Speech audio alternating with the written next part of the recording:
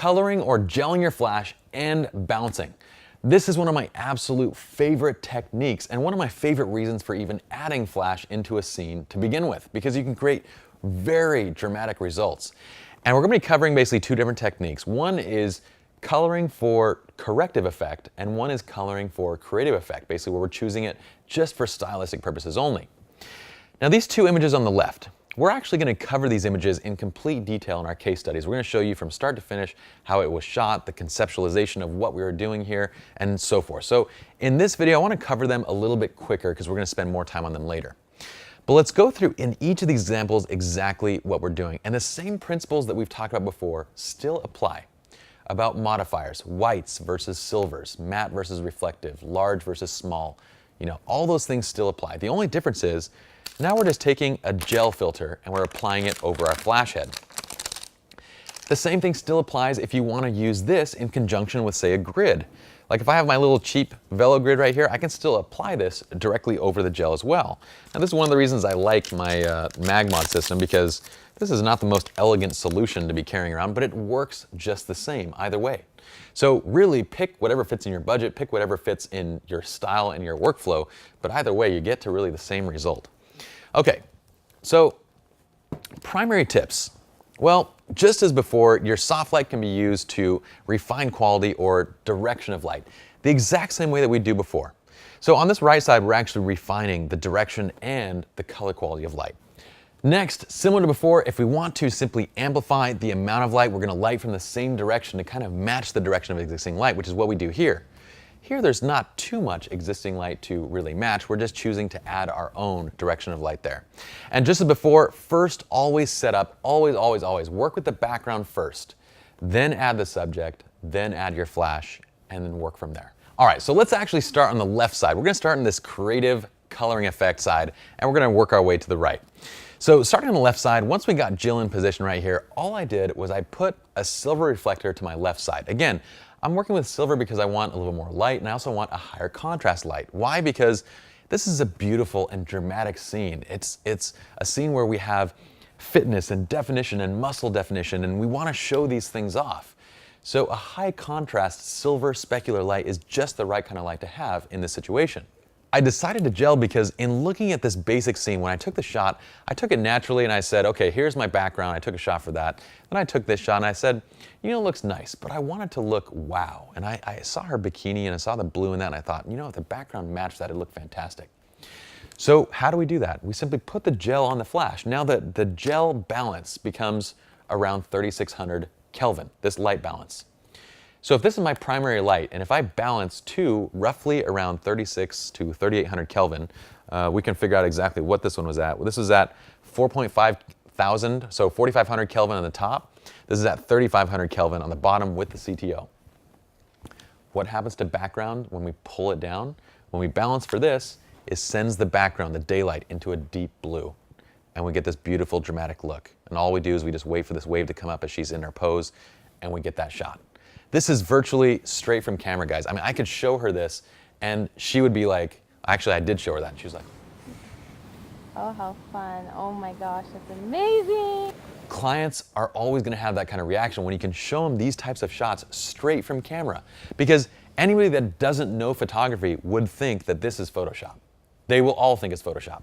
And you show them that right out of the camera and they're like, holy cow, I didn't know that you were that good of a photographer. And you're like, dude, I'm not really that great. I just know light and I know camera white balance and all those kind of things. And you don't tell them that, of course. You just go, yeah, I am that good. Yeah, I'm awesome. All right, moving on to number two, the middle. So this shot, again, we're going to cover in detail. This is actually a composite shot. We're on a 24 to 70 millimeter f2.8 Mark II, the same lens that I have right here. We're at 24 millimeters shooting wide. This is at f4 and ISO 100.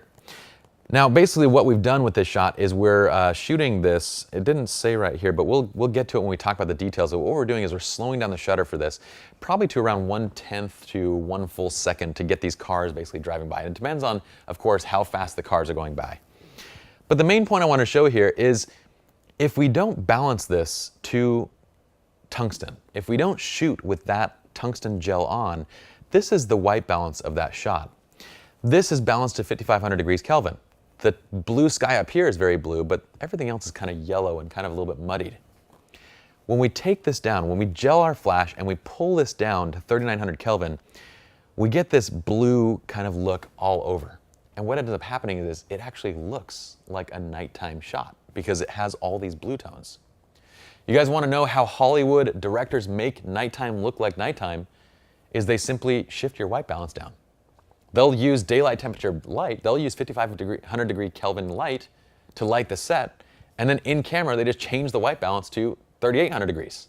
And boom, automatically your light becomes blue, and they'll make sure it kind of looks dark and it looks like, you know, there's not a ton of light in the scene, and there you go, you have nighttime. So this kind of effect works perfect in these scenes, and what we're doing again is with a gel, we're bouncing in a white over silver. So I'm just bouncing right off to the right side, going white over silver, the camera's on a tripod. We take 3 shots. 1 shot for the couple, 1 shot for the left cars, 1 shot for the right cars. We could do it all in 1 shot. We'll tell you why we didn't when we get to that in the case study, but that's as simple as that shot. This shot right here, this is all 1 shot. This is an example of corrective coloring, okay? Why? Well, when I got to this scene, I set up my shot, right? I took my first shot. My first shot was on my Sigma 35mm Art. We're at 1/30 of a second at f1.4. The Sigma Art lenses are absolutely fantastic in terms of sharpness when they're shooting wide open, so I have no fear shooting them wide open. We're at ISO 1600. Okay, this is at 3950 Kelvin, right? So I kind of changed my white balance to kind of match what it looked like in the scene. And what we end up getting is a kind of green and muddy look to them and the color there. Now, remember what I said earlier, that if you had to use direct flash, now let's say we had an onboard flash, basically. We had not a hot shoe flash, but an onboard flash. We had no other option.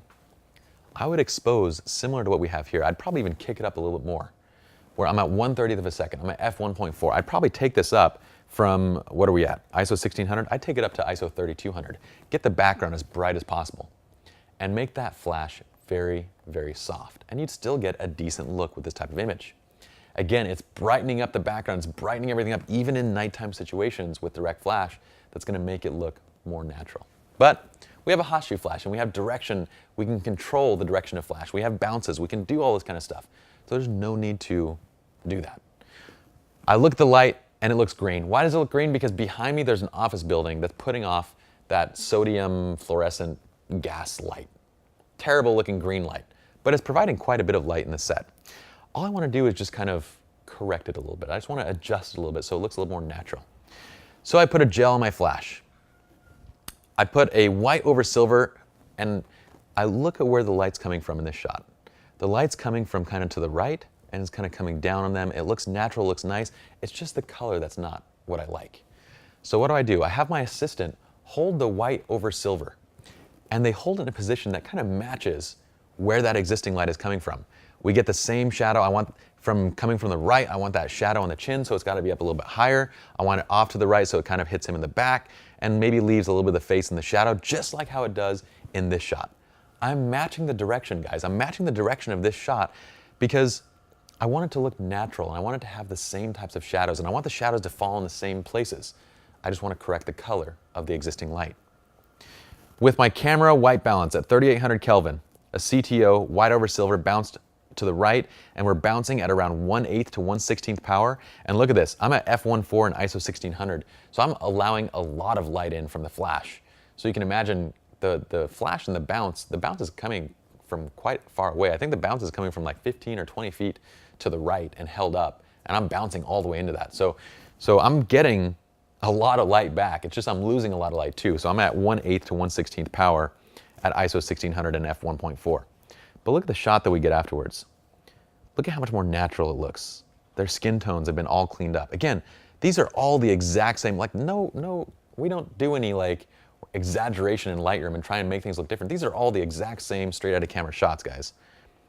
But look at how cleaned up the skin looks and how beautiful the coloring looks here. The background still looks identical. The background looks wonderful. We have much better skin tones.